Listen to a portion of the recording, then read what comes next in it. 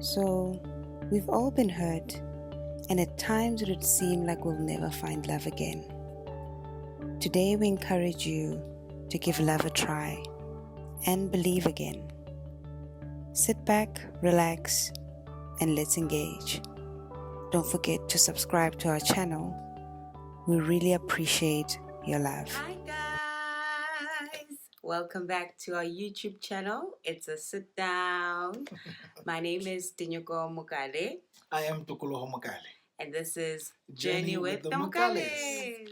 So, today we're going to be talking about starting again. I think in our last sit down, we're speaking about cheating. Cheating. And our experiences around cheating, how we felt. I got a little bit emotional, but all for good reason. Excuse me, my voice is... Okay, my voice is better now. So what we wanted to talk about today was really just a follow-up from the cheating conversation that we had in terms of starting again. Because I think it's important just to close the loop in terms of once you've been cheated on or not wanting to be in a relationship, how do you start again and believe in love again? Sure, believe in love again, because majority of the time, once we've gone through a cheating experience, we don't want anything in anyone, and men are trash. Yeah. Yeah. You said it. All men are dogs. No, you said it. You are saying it. No, these are things that one tells themselves once they have been cheated. And that's what justifies them not going back to a relationship or trying again. Yeah. And we are here to encourage starting again. Yeah. We are relationship advocates, marriage advocates, yes, dating advocates. So we want to help you start again. So where do you start? Where do you start in? Yeah, where do you start? Where do you begin? I think for me, the most important thing is to acknowledge your mistakes, your part in having the relationship ended. Okay? Mm-hmm. It might not be that you did something wrong, but it might be the fact that you were I'm looking for this word. Unaware? Mm-hmm. No, not unaware, man. Unconscious? No. What? It's fine. You ignored red flags, basically. Okay, all right. You know? You're oblivious. Oblivious! Yeah. Oh, baby. Yes, okay. You were oblivious to certain red flags. Be it at the beginning, in the middle of the relationship, or towards the end of the relationship. You know, sometimes I think what you need to take is that going into a new relationship, you need to be more vigilant and aware of the person you are getting into a relationship with. You know, not the things that he has, because anybody can have things. You know, but the person is a very dynamic thing that you need to take time to study. I'll give you an example. You may have been in a relationship where abuse came up somewhere in the middle. Yeah. Somewhere in the relationship, or verbally, not necessarily physically, verbally. And some of those things might stem, if you would have been able to see them if you had looked closely to the family, and not only just the person, you know. Yeah. Yeah. And then in certain instances where you fell pregnant and the guy ran away, that cycle might have been repeating itself if you had looked at where he came from, where his father is, and how he is in terms of the relationship with his father, present or not, you know, because those things are a sign of having not healed themselves, and then coming into a relationship and reliving what their past hurt in the relationship. So it's just one of the many things that you need to be intentional about looking at. Also, what does this person believe in? You know, some relationships have ended because there's a conflict of belief. Sure. It was all good and well when we were dating because we never had those conversations. We were going out to conquer, and. But once we get to a place where the relationship becomes serious, where I'm going to introduce you to my family, those smaller nuances start becoming very important. And they then get to a point where they either separate us or bring us very close together. You're saying a lot of things, and what I'm getting from it is sort of how maybe almost how we started our relationship. Yeah. You talk about ignoring red flags. Yeah. You talk about not being oblivious to certain things that are happening around you or that are evident in your partner's life and background. Behavior. Because I think majority of us, we walk into relationships just looking at love, and it's important that we have this conversation because we need to be very conscious when we walk into a relationship. Like starting, whether it be a friendship, whether it be a relationship, you need to be really, really aware. Awake, yeah. Aware of your surroundings, aware of yourself, aware of what you want, aware of what you don't want. Yep. Because I think, and that's why I'll always say, like, for me personally, before I dated you or wanted or prayed for you, I think I took a step back because I was going into relationships like this.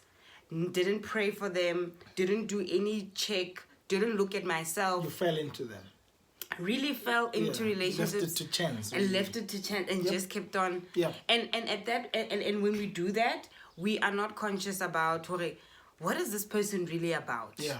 We don't even take the time to develop a friendship, understand the person, and when I say understand the person, if you understand the person, you'll understand how this person is coming from a divorced background. Yep. And that's the first thing I noted about you. I'm like, this guy might be dealing with things. Yep. Right? True. So you must understand that, okay, this person, and it's not a bad thing, right? Or for me, my mom... It's not a deal breaker. It's not a deal breaker, but you must just be aware. It's good to because know. things can be dealt with very easily. You guys can go to premarital counseling much earlier. Help each other. You can go to therapy together because you love each other, and you just need to be conscious about each other's backgrounds and where we might fall short in developing our foundation. Our foundation, really.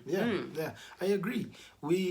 That's and when I say red flags, I'm not saying deal breakers. I'm not saying the red flags and then run away. I'm saying red flags that need to be attended to. And not ignored.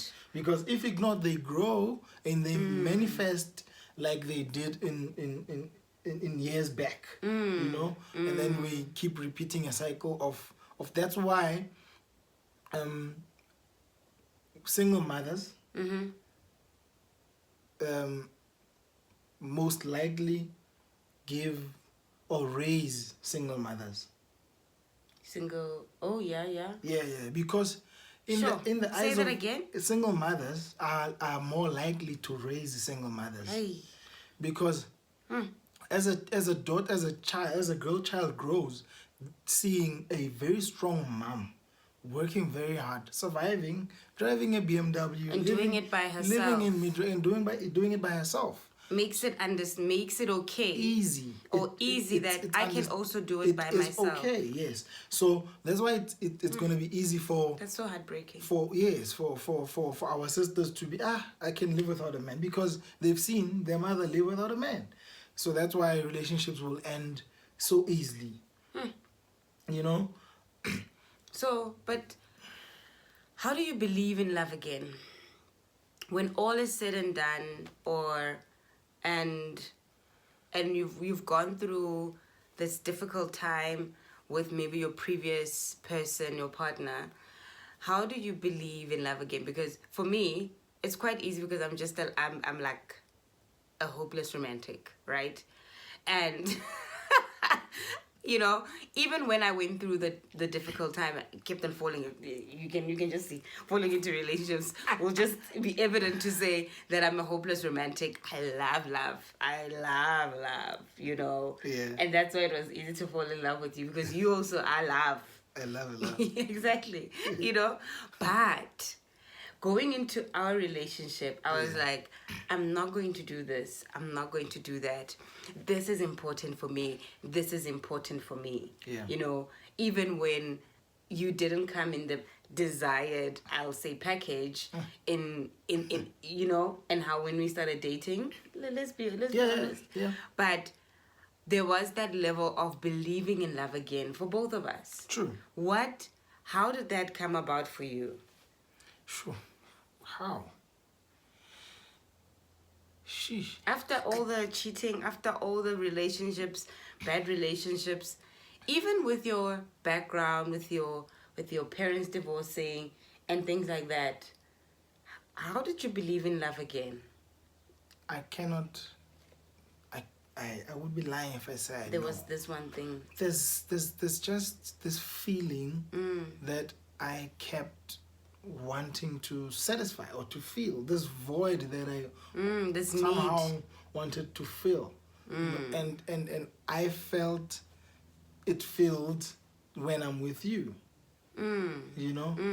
So, and I didn't want to ignore it, because I also knew that if I don't, it'll always be there, and I will always try to fill it with the wrong things. Sure. You know, or wrong people.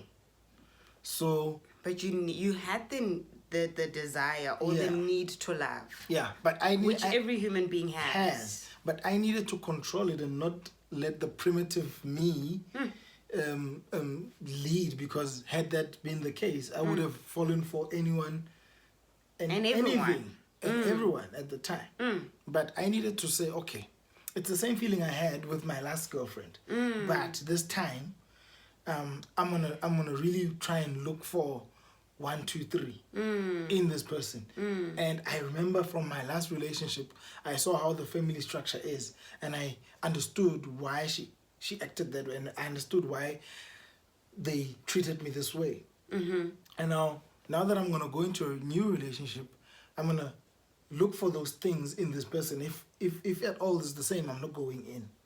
But if it's different, you know, let me see how this thing came. So I became very aware of the person, the person and their background, and it helped me decide if, okay, I can do this with this person. So what if in my background, my background had my dad being the only person that nurtured us as girls, and my mom had left us, never got married with my dad and whatever, but you still loved me. But my background was as such that my dad was the only person, the be-all that looked after us. For me, that is an added bonus for me. Because it's an opportunity for me. A father that's raising girls. Yes. Or I want to hear your point. And then I know that your view of the man comes from a very high place. It comes from a very high place. I think for me it's an advantage, because then it means in raising kids you will have the utmost confidence in me as well. You know, so for me, and which is almost the case with your dad. I came in and saw him and was like, yo, this guy is did such a great job. You know, where my mom left off. Where your mom left off. And I was like, you know, so it was a great motivator for me. And so is the case with so many situations where there are some deficiencies and whatnot. Most of them are an opportunity for us to bring out the best in each of us. You know, if you come from a single mother relationship family, then you know that the person you are with is probably a very strong-willed woman, and the both of you need to somehow come to a place where you use that to your advantage in the relationship, you know, and also you as the man taking on the challenge to give this person confidence in the men, in all of us, because my contribution in your life is paints a picture of men holistically. Yeah, you know, I won't lie and say that. I guess with you, when we started dating, I knew that I need to make sure that your mom likes me, like,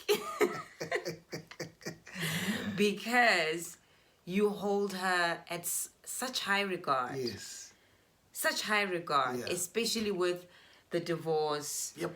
And how your mom shielded you guys and took you and your sister and covered you. You know, I knew that was my biggest ticket to win. Yeah. But I also had to be very conscious about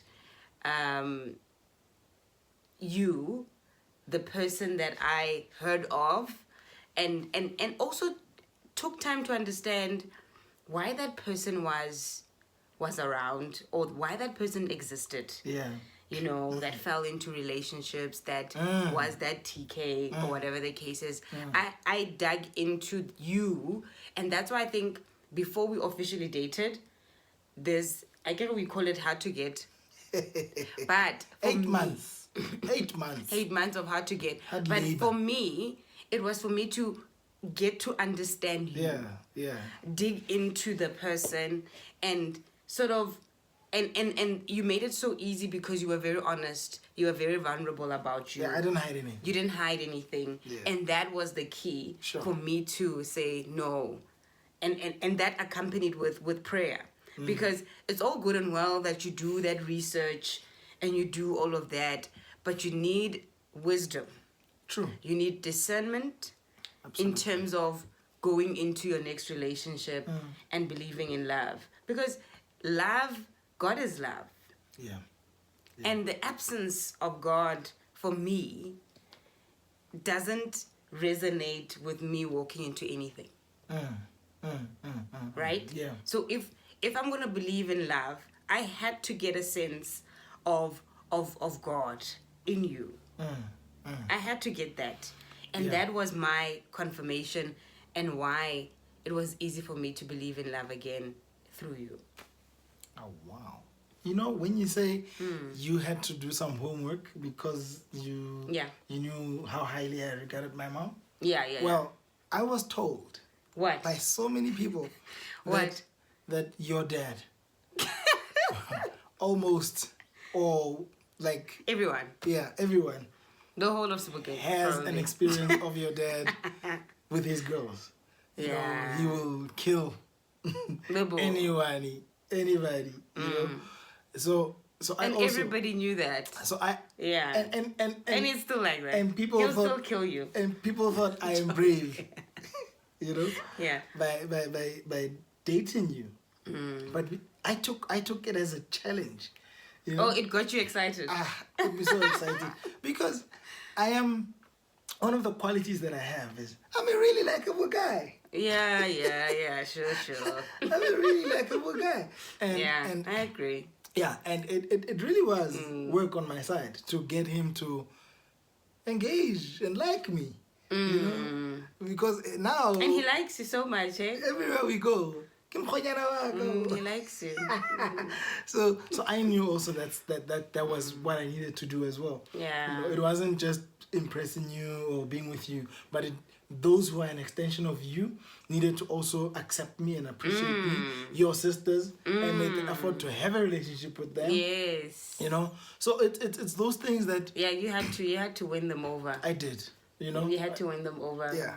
And they're very protective. I was aware of that. Yeah. So what we basically saying, going back to this, stop talking about us, going back to this, is that you need to be conscious, be willing to do the work, and admit that in your previous relationship, you may have also been the cause. Yeah. Because of your ignorance, because of your actions. And it's that level of honesty. Yeah, baby. and take those lessons. Not to victimize the new partner, because we tend to do it. Sure. But if we don't do the work in us, in us, it's very easy to project it to somebody yes. else. But instead, use those lessons as check boxes. You know, to say, okay, check. Am I? Did I? Have I? Did I see? Can I see? What can I do better? You know, how you know, I think then starting a new relationship, you would start it from a position of advantage. I think so. And I think we can close it there in terms of just that message to a person wanting to start again. Yeah. You know what? Yeah. Let's finish it here, because I was going to start a new one. The reason why people stay. You know, but no. No, let's close it there. Yeah. Thank you guys so much. I think there's more topics that we want to talk about in terms of this, in terms of starting again. Yeah. Thank you. Thank you for watching. Thank you for subscribing. We'll see you in the next one. Goodbye.